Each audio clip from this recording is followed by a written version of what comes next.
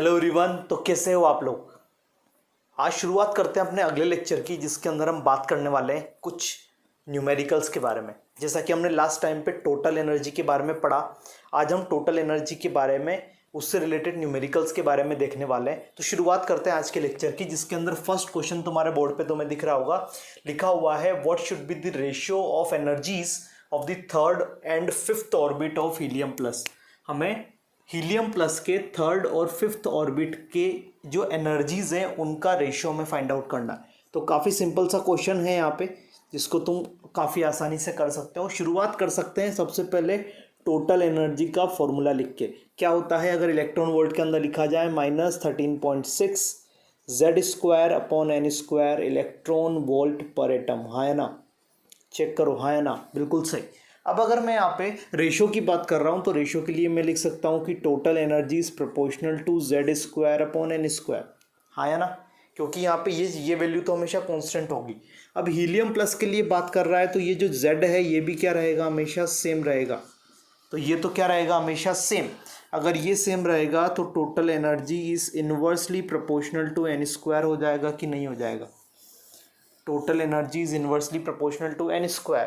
तो मैं अगर बात करूं कि TE of third divided by TE of 5, है ना, TE1 TE2 की जगह TE3 TE5 लिख दिया, ये किसके बराबर हो जाएगा, ये हो जाएगा, ऊपर जाएगा तो ये हो जाएगा n5 का स्क्वायर अपॉन n3 का स्क्वायर। है ना, बस वैल्यू पुट कर देते हैं, TE3 divided by TE5 is equal to 5 का स्क्वायर डिवाइडेड बाय 3 का स्क्वायर। तो आंसर हो जाएगा 25/9।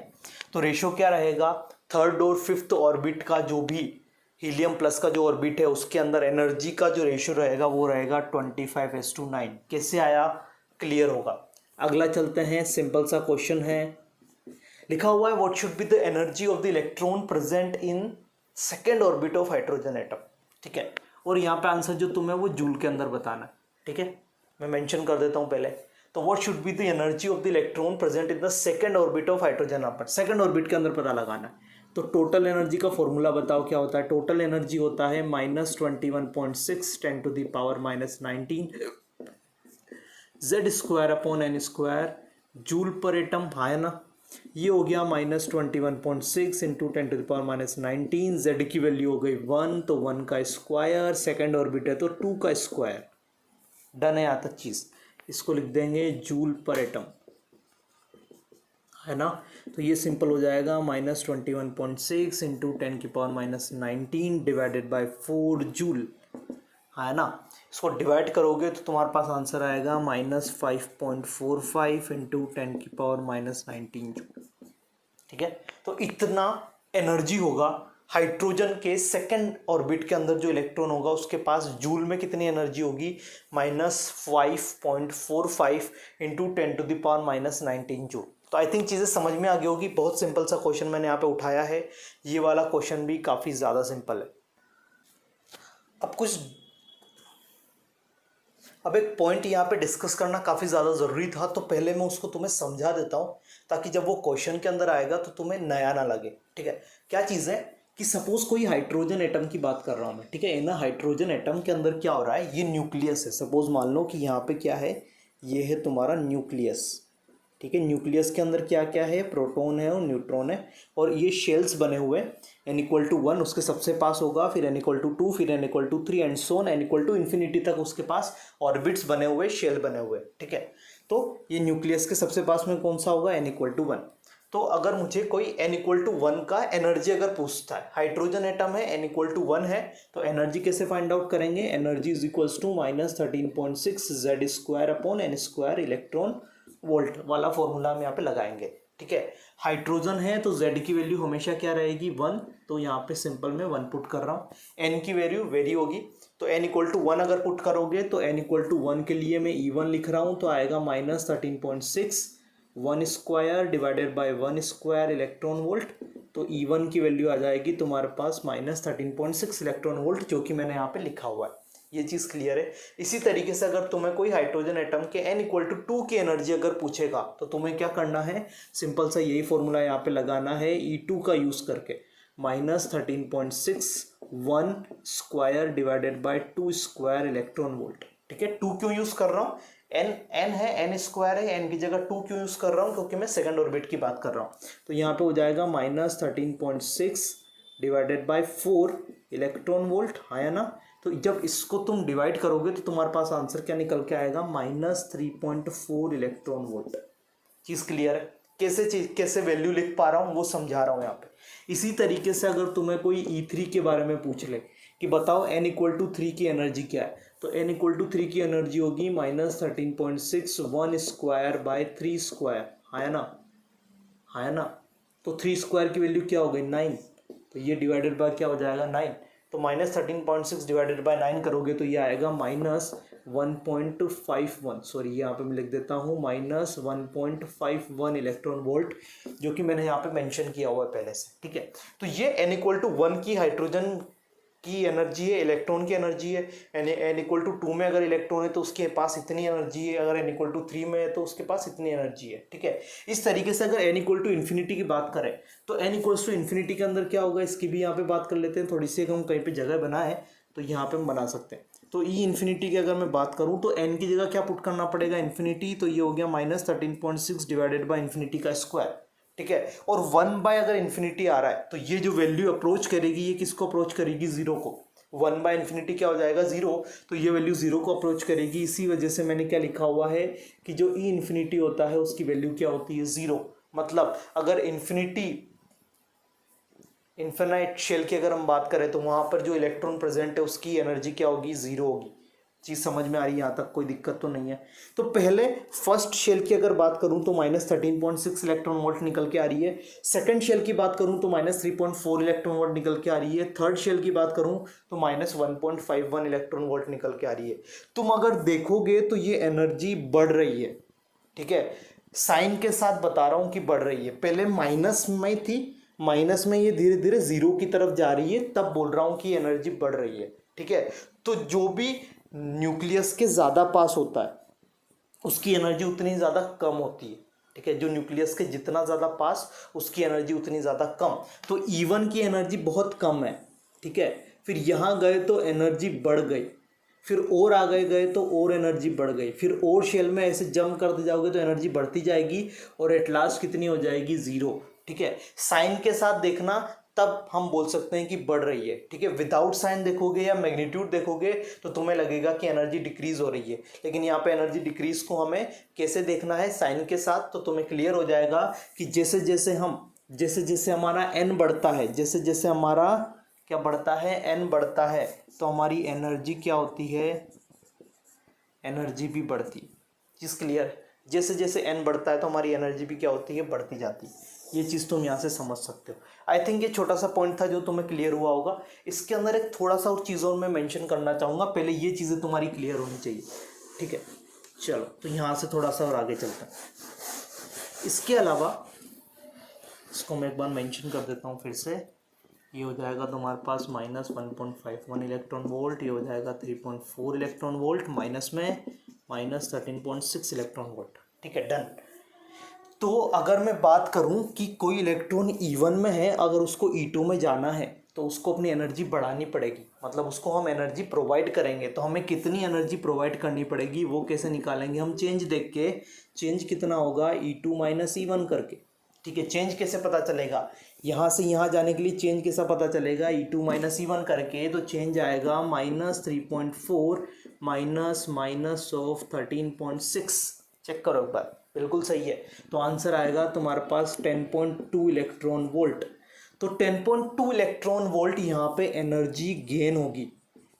10.2 इलेक्ट्रॉन वोल्ट एनर्जी यहाँ पर गेन होगी अगर कोई इलेक्ट्रॉन n=1 से n=2 में जंप करेगा। उसकी वैल्यू क्या है, 10.2 इलेक्ट्रॉन वोल्ट। किसके लिए बात कर रहा हूँ, हाइड्रोजन एटम के लिए बात कर रहा हूँ। ये इंपॉर्टेंट चीज़ है कि मैं H एटम के लिए बात कर रहा हूँ। ठीक है, हर किसी के अंदर नहीं लगेगा, एच एटम के अंदर बस बात कर रहा हूँ। तो अगर हाइड्रोजन एटम की बात करें तो अगर उसको फर्स्ट से सेकंड शेल के अंदर जाना है तो उसको इतनी एनर्जी गेन करनी पड़ेगी। अगर इससे कम एनर्जी गेन करता है तो वो फर्स्ट शेल के अंदर ही रह जाएगा। ठीक है, इससे ज़्यादा करता है तो वो सेकंड में जाएगा। अगर उसके पास थर्ड एनर्जी जितना, थर्ड n=3 जितना एनर्जी अगर उसको मिल गया तो वो 3 में भी जा सकता है। लेकिन 2 में जाने के लिए मिनिमम एनर्जी उसको 10.2 इलेक्ट्रॉन वोल्ट चाहिए ही चाहिए, जो कि हमें यहाँ पे देनी पड़ेगी। ठीक है, इसी तरीके से 1 से अगर 3 में जाना है तो इसका डिफरेंस निकाल के तुम आंसर निकाल सकते हो। तो ये चीज़ यहाँ पे मैं क्लियर करने की कोशिश कर रहा हूँ कि अगर कोई भी इलेक्ट्रॉन एक शेल से दूसरे शेल की तरफ जंप करता है तो उसमें उसको कितनी एनर्जी चाहिए वहाँ पे, ये कैसे फाइंड आउट करेंगे, तो ये कुछ इस तरीके से हम फाइंड आउट करेंगे। तो इसके बाद जंप करते हैं, फिर कुछ और न्यूमेरिकल्स हम यहाँ पे देखने वाले हैं। जैसे कि एक और न्यूमेरिकल मैंने यहाँ पे लिखा हुआ है तो उसको समझेंगे। लिखा हुआ है what should be the kinetic energy of electron in the first orbit of hydrogen atom. हमें काइनेटिक एनर्जी के बारे में एक्सप्लेन करना है कि जो इलेक्ट्रॉन है हाइड्रोजन एटम का, उसकी फर्स्ट ऑर्बिट के अंदर काइनेटिक एनर्जी क्या है। ठीक है, तो मैंने तुम लोगों को एक रिलेशन बताया हुआ है, total energy is equal to minus of kinetic energy, आया ना। तो अगर मुझे कहीं से भी अगर टोटल एनर्जी पता लग जाएगी तो मैं उसमें बस एक नेगेटिव साइन के साथ मल्टीप्लाई करके काइनेटिक एनर्जी का आंसर दे सकता हूँ। तो टोटल एनर्जी क्या होती है, टोटल एनर्जी होती है -13.6 Z²/n² इलेक्ट्रॉन वोल्ट, है ना। तो ये हो गया -13.6, हाइड्रोजन है तो 1 का स्क्वायर, फर्स्ट ऑर्बिट है तो 1 का स्क्वायर इलेक्ट्रॉन वोल्ट। बहुत बढ़िया, ये आंसर हो गया -13.6 इलेक्ट्रॉन वोल्ट, बिल्कुल सही। ये वैल्यू निकल के आई तुम्हारे पास टोटल एनर्जी की, है ना। टोटल एनर्जी निकल गया तो यहाँ से काइनेटिक एनर्जी क्या बोलोगे, total energy is equals to minus kinetic energy. या फिर ये बोल सकते हो कि अगर काइनेटिक एनर्जी चाहिए तो ये होगा माइनस ऑफ टोटल एनर्जी, जो कि होगा 13.6 इलेक्ट्रॉन वोल्ट। तो आंसर आएगा तुम्हारा 13.6 इलेक्ट्रॉन वोल्ट एनर्जी होगी काइनेटिक एनर्जी के फॉर्म में, किसके पास, इलेक्ट्रॉन के पास, जो कि हाइड्रोजन एटम के फर्स्ट ऑर्बिट के अंदर है। अगला क्वेश्चन लिखा हुआ है what should be the emitted energy when the electron in hydrogen atom jumps from n=4 to n=2। यहाँ पे एक और चीज़ देखना जो इम्पोर्टेंट है तुम्हें समझना।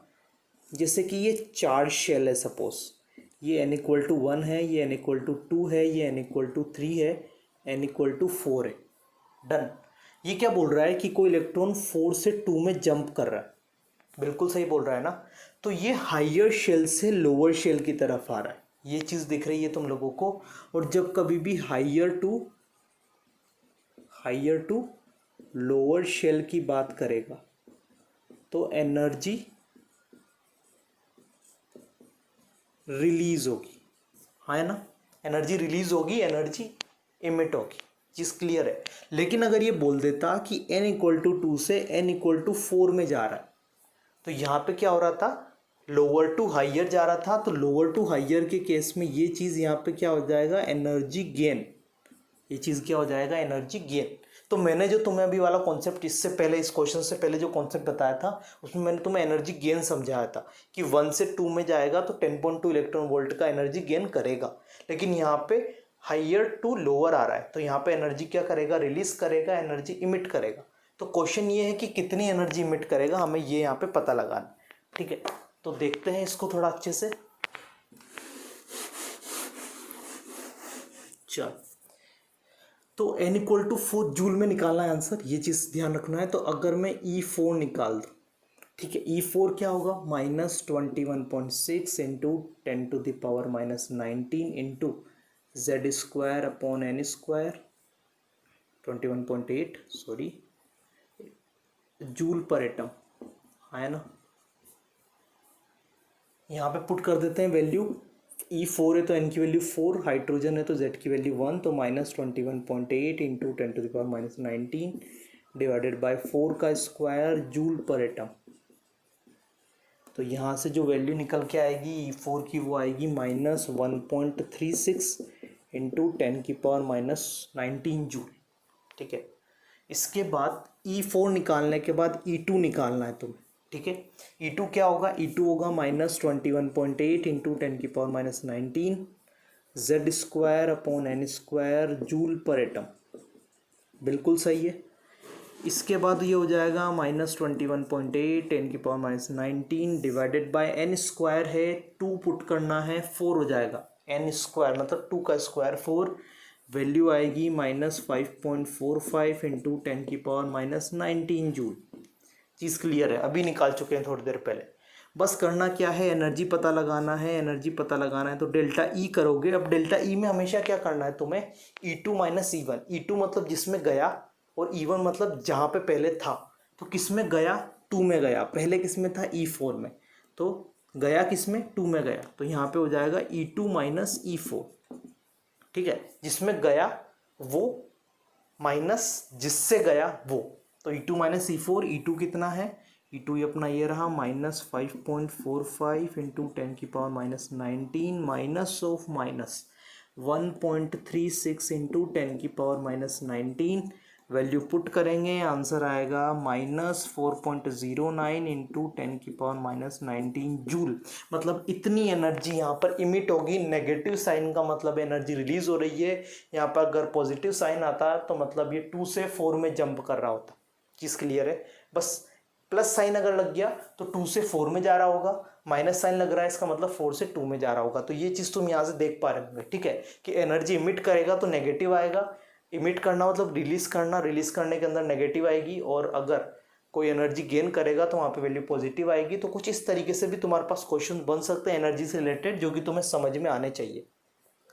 तो अब चलते हैं कुछ और न्यूमेरिकल्स देखने के लिए। जैसा कि तुम देख पा रहे होंगे, पहला क्वेश्चन यहाँ पे लिखा हुआ है, the orbit of hydrogen atom kinetic energy of electron is 3.4 electron volt. क्या दिया हुआ है, दिया हुआ है काइनेटिक एनर्जी कितना है, 3.4 इलेक्ट्रॉन वोल्ट, ठीक है, क्वेश्चन में दिया हुआ है, लिखा हुआ है then find out the distance of that electron from nucleus. तो मुझे वो पूछ रहा है कि जो न्यूक्लियस है, उस न्यूक्लियस से जिस भी ऑर्बिट में वो रिवॉल्व कर रहा है, सपोज इस ऑर्बिट में वो रिवॉल्व कर रहा है, तो यहाँ से यहाँ की डिस्टेंस क्या होगी, ठीक है, ये फाइंड आउट करने की कोशिश कर रहा है। तो ये डिस्टेंस एक तरीके से क्या है, ये डिस्टेंस एक तरीके से रेडियस, एक तरीके से ये डिस्टेंस क्या है, ये डिस्टेंस एक तरीके से रेडियस, मतलब वो इनडायरेक्टली हमसे रेडियस निकलवाना चाहता है, ठीक है। तो इस क्वेश्चन में मेन यही चीज़ है कि जिस भी ऑर्बिट के अंदर है वो उस ऑर्बिट का रेडियस क्या है, ठीक है, तो निकालने की कोशिश कर, पहले ये चीज़ तुम्हें क्लियर होगी। चल, अब काइनेटिक एनर्जी दिया हुआ है तो टोटल एनर्जी क्या हो जाएगा, टोटल एनर्जी हो जाएगा minus of kinetic energy is equal to -3.4 electron volt, हाँ या ना, बिल्कुल सही। टोटल एनर्जी का फॉर्मूला यहाँ पे मेंशन करना चाहूँगा, -13.6 जेड स्क्वायर, जेड क्या है, किसके लिए है, हाइड्रोजन के लिए है, तो 1 का square divided by N square, N नहीं पता मुझे, एन निकालना है, ऑर्बिट नंबर नहीं पता। अगर ऑर्बिट नंबर पता होता तो मुझे इस पर्टिकुलर चीज़ की ज़रूरत ही नहीं पड़ती। ये टोटल एनर्जी है, ये किसके बराबर है, ये बराबर है -3.4 इलेक्ट्रॉन वोल्ट के बराबर है, हाँ या ना, हम यहाँ से देख चुके हैं। बस कुछ नहीं करना है, एन स्क्वायर उधर जाएगा तो N square is equal to हो जाएगा, माइनस से माइनस कैंसिल, तो ये हो गए दोनों प्लस, 13.6 डिवाइडेड बाय 3.4, तो ये हो जाएगा 4, और 4 का मतलब क्या हो गया, 2 स्क्वायर, ठीक है। तो यहाँ से पता लग गया कि n की वैल्यू क्या है, 2 है, n स्क्वायर की वैल्यू 4 है, तो n की वैल्यू क्या हो जाएगी, 2। अब n की वैल्यू 2 आ गई तो हमें रेडियस पता लगाना है, तो रेडियस का फॉर्मूला क्या होता है, r is equal to 0.529 n square by Z angstrom, जो कि तुम लोगों को पहले से पता होगा। 0.529 इंटू एन की वैल्यू 2 का स्क्वायर, जेड की वैल्यू 1 एंगस्ट्रॉम, वे आंसर आएगा 2.116 एंगस्ट्रॉम, ठीक है। तो ये है distance of that electron from nucleus, कितना, 2.116 एंगस्ट्रॉम, जो कि एक तरीके से क्या है, रेडियस ही है, ठीक है। तो टोटल एनर्जी को या एनर्जी वाले क्वेश्चंस को रेडियस के साथ रिलेट कर रहा हूँ। तो अब चलते हैं अगले क्वेश्चन की तरफ, जिसके अंदर दिया हुआ है the electron is present in third orbit of helium plus. तो थर्ड ऑर्बिट दिया हुआ है तो n की वैल्यू हो गई अपने पास 3, हीलियम प्लस दिया हुआ है तो z की वैल्यू हो गई 2, हीलियम है तो z की वैल्यू कितनी हो गई 2। कैलकुलेट करना है फर्स्ट चीज़ वेलोसिटी, जिसका फॉर्मूला होता है 2.18 10⁸ z/n सेंटीमीटर पर सेकेंड। हाँ है ना, बिल्कुल सही बोल रहे हो। 2.18 इंटू 10⁸ z की वैल्यू 2 डिवाइडेड बाई 3। क्या बिल्कुल सही बोल रहे हो? सेंटीमीटर पर सेकेंड। इसकी वैल्यू तुम्हारे पास आंसर आएगी 1.45 इंटू 10⁸ सेंटीमीटर पर सेकेंड। ठीक है, ये तुम्हारे पास आंसर आ जाएगा। कैलकुलेट करना, अपने आप आंसर आ जाएगा। इसको इंटू 2 करना, डिवाइड बाय 3 कर देना। सेकेंड ऑप्शन पूछ रहा है डिस्टेंस फ्रॉम न्यूक्लियस। फिर से क्या पूछ रहा है? रेडियस के बारे में। तो रेडियस क्या होगा? 0.529 n² / एंगस्ट्रॉम। 0.529 इंटू एन की वैल्यू है 3, तो 3 का स्क्वायर बाय 2। है ना, क्या बिल्कुल सही बोल रहे? तो यहाँ से तुम्हारे पास आंसर निकल के आएगा 2.380 एंगस्ट्रॉम। एक बार कैलकुलेट करने की कोशिश करना, वैल्यूज पुट करना। 9/2 आएगा। 9/2 मतलब 4.5। 4.5 को मल्टीप्लाई करना 0.529 से, ये एंगस्ट्रॉम के अंदर है। ठीक है, चलो बी ऑप्शन का आंसर निकला। इसके बाद चलते हैं थर्ड ऑप्शन, टाइटेनिक नहीं, total energy, sorry, total energy की बात कर रहा हूँ मैं यहाँ पर। टोटल एनर्जी का फॉर्मूला होता है, इलेक्ट्रॉन वोल्ट के अंदर बात करें, -13.6 z² / n² इलेक्ट्रॉन वोल्ट। हाँ है ना, पुट कर देते हैं डायरेक्ट वैल्यू -13.6। z की वैल्यू है हमारे पास 2, तो 2 का स्क्वायर डिवाइडेड बाय n² मतलब 3 का स्क्वायर। चेक करो एक बार, तो ये हो जाएगा अपने पास कितना? 4/9। तो ये वैल्यू आएगी तुम्हारे पास आंसर 6.044 इलेक्ट्रॉन वोल्ट। ठीक है, ये ऑफकोर्स इलेक्ट्रॉन वोल्ट वाला लिया है, तो आंसर इलेक्ट्रॉन वोल्ट में कितना आएगा? -6.044 इलेक्ट्रॉन वोल्ट। इसके बाद डी ऑप्शन की तरफ चलते हैं। काइनेटिक एनर्जी के बारे में पूछ रहा है। Kinetic energy is equal to minus total energy होता है, ये हमें लोगों को पहले से पता है। इसमें माइनस मल्टीप्लाई करेंगे तो ये प्लस हो जाएगा और ये हो जाएगा 6.044 इलेक्ट्रॉन वोल्ट। बहुत इजी क्वेश्चन। इसके बाद चलते हैं लास्ट वाला। इसके बाद है, हमें पूछ रहा है पोटेंशियल एनर्जी के बारे में, जिसके बारे में हम पढ़ चुके हैं कि potential energy by 2 is equal to होता है टोटल एनर्जी। बिल्कुल सही ना। तो टोटल एनर्जी है कितना? टोटल एनर्जी है -6.044 इलेक्ट्रॉन वोल्ट। बिल्कुल सही आंसर आएगा -12.088। सॉरी, बहुत जल्दबाजी नहीं है। पोटेंशियल एनर्जी आएगी तुम्हारे पास, इंटू 2 कर देंगे इसको, तो ये हो जाएगा -12.088 इलेक्ट्रॉन वोल्ट। चेक करोगे एक बार दोनों क्वेश्चंस को, आंसर कैसे निकाला है। तो इसके बाद चलते हैं नेक्स्ट क्वेश्चन की तरफ। काफ़ी ज़्यादा इंपॉर्टेंट है, काफ़ी कुछ चीज़ें क्लियर करेगा। ठीक है, तो आराम से देखना है तुम लोगों को। Which of the following transition in hydrogen atom will require the highest amount of energy. ये हमें पूछ रहा है कि यहाँ मैंने 4 ऑप्शन दिए हुए हैं, इन चारों ऑप्शन में से कौन से ट्रांजिशन के अंदर हाइड्रोजन एटम का जो इलेक्ट्रॉन है उसको ज़्यादा एनर्जी हमें ज़रूरत पड़ेगी, हाईएस्ट अमाउंट ऑफ एनर्जी वहाँ पे चाहिए हमें।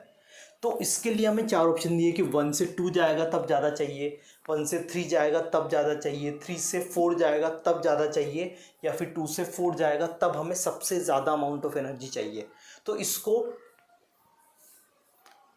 कभी कभी हम यहाँ पे ऑप्शंस भी एलिमिनेट कर सकते हैं, जैसे कि n=1 से n=2 जा रहा है और n=1 से n=3 जा रहा है, तो 1 से 3 जाने में ऑफकोर्स ज़्यादा एनर्जी लगेगा एज कम्पेयर टू 1 to 2। तो पहला वाला ऑप्शन तो वैसे रिजेक्ट हो गया।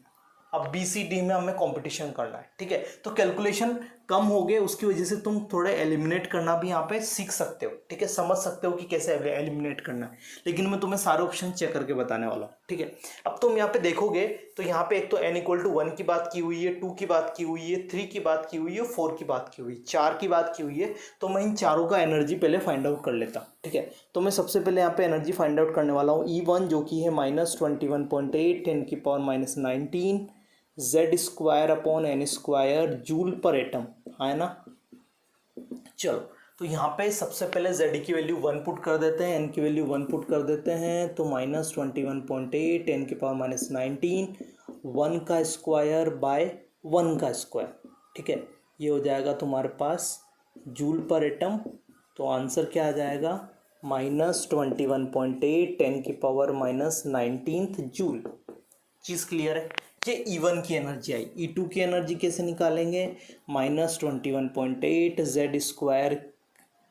z² की जगह सीधा वैल्यू पुट कर देता हूँ। z की वैल्यू है 1, तो 1 का स्क्वायर। n की जगह क्या पुट करना है? n की जगह पुट करना है 2, तो 2 का स्क्वायर जूल पर एटम, है ना।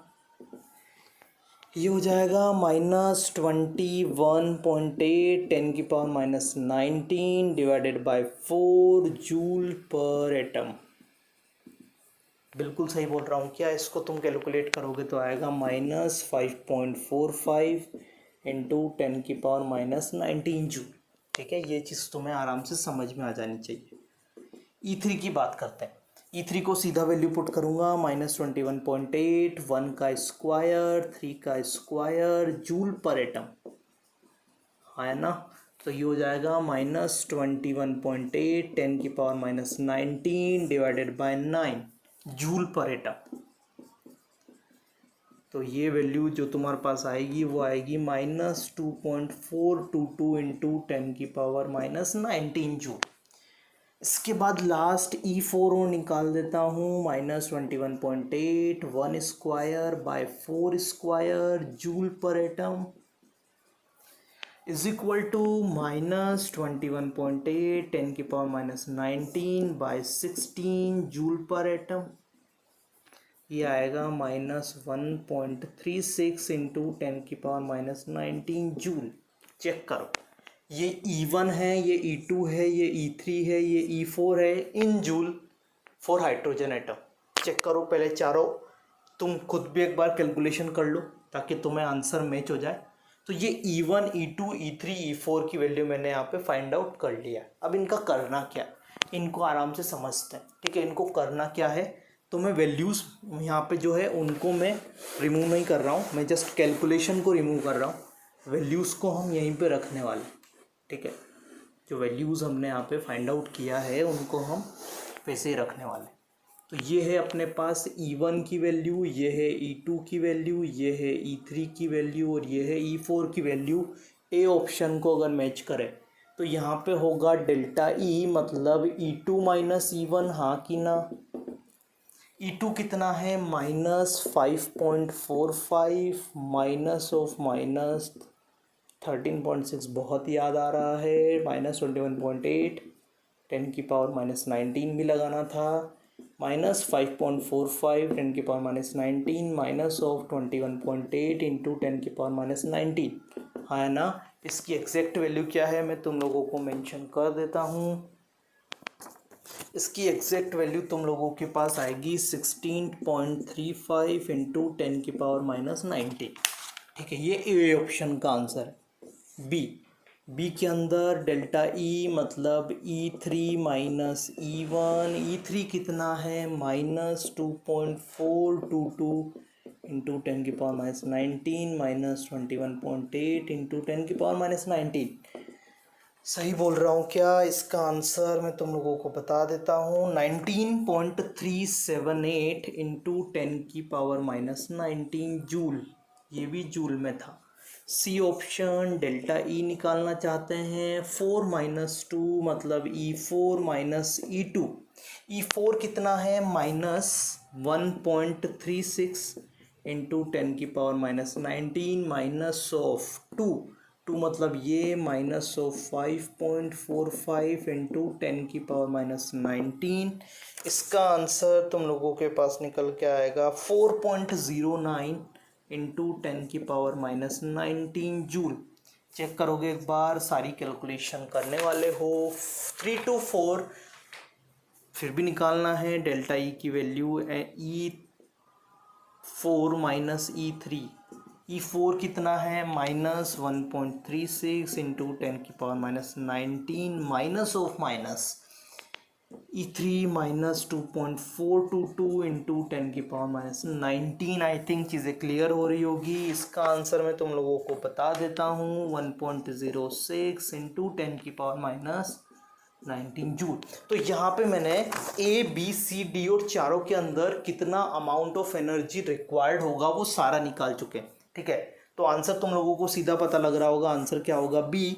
क्यों होगा? क्योंकि इसमें हाईएस्ट अमाउंट ऑफ एनर्जी यहाँ पे चाहिए। ठीक है, तो ये चीज़ तो हो गया कि प्रॉपर मेथड अगर हम अप्लाई करें तो कुछ इतना बड़ा हमें करना पड़ेगा। ठीक है, अब यहाँ पे ऑप्शन एलिमिनेट करना सीख जाओगे तो इतना प्रोसीजर नहीं करना पड़ सकता है, इजी में भी तुम निपटा सकते हो। जैसे कि मैंने तुम्हें ए और बी में ऑप्शंस को सीखना बताया, तो 1 से 2 जा रहा है और 1 से 3 जा रहा है, तो 3 वाले में ज़्यादा लगेगा, मतलब ए ऑप्शन तो नहीं हो सकता। फिर सी और डी में चेक करो कि 2 से 4 जा रहा है और 3 से 4 जा रहा है, बताओ किस में ज़्यादा लगेगा? ऑफकोर्स 2 से 4 वाले में ज़्यादा लगेगा, 3 से 4 वाले में नहीं लगेगा। तो ना तो ये हो सकता है ना ये हो सकता है। अब चेक कौन सा करना है, बस बी और सी। तो 2 ऑप्शन को चेक कर लो, और हो सकता है तो कभी कभी ऐसा होता है कि एक ही ऑप्शन बच जाता है एलिमिनेट करने के बाद, तो आंसर हमें सिंपल सा मिल जाता है, इतनी बड़ी चीज़ करने की ज़रूरत ही नहीं पड़ती। लेकिन ना मिले तो ये प्रोसीजर फॉलो करना है, तो आंसर तुम्हें आसानी से मिल जाएगा। तो आई थिंक तुम्हें एनर्जी से रिलेटेड चीज़ें क्लियर हुई होगी, उनको मैंने वेलोसिटी के साथ, उनको मैंने रेडियस के साथ रिलेट भी किया आज के लेक्चर के अंदर। ठीक है, बाकी इस लेक्चर के नोट्स तुम्हें डिस्क्रिप्शन बॉक्स में मिल जाएंगे, तो वहाँ से जाके लिख सकते हो। नेक्स्ट लेक्चर के अंदर हम नया टॉपिक शुरू करने वाला है। यहाँ पे हमारा बोहर वाला जो भी थ्योरी था वो खत्म हो गया है। ठीक है, अब हम नेक्स्ट लेक्चर के अंदर कुछ नई चीज़ें देखने वाले हैं, जो कि एटॉमिक स्ट्रक्चर के अंदर हम आगे पढ़ने वाले हैं। ठीक है, तो यहाँ तक की चीज़ें अच्छे से कंप्लीट करके रखो, बाकी नोट्स तुम्हें डिस्क्रिप्शन बॉक्स में मिल जाएंगे। बाकी अच्छे से पढ़ते रहो और चीज़ें प्रॉपर टाइम पे करते रहो। तो मिलते हैं अगले लेक्चर में, तब तक के लिए मेरी तरफ से बाय।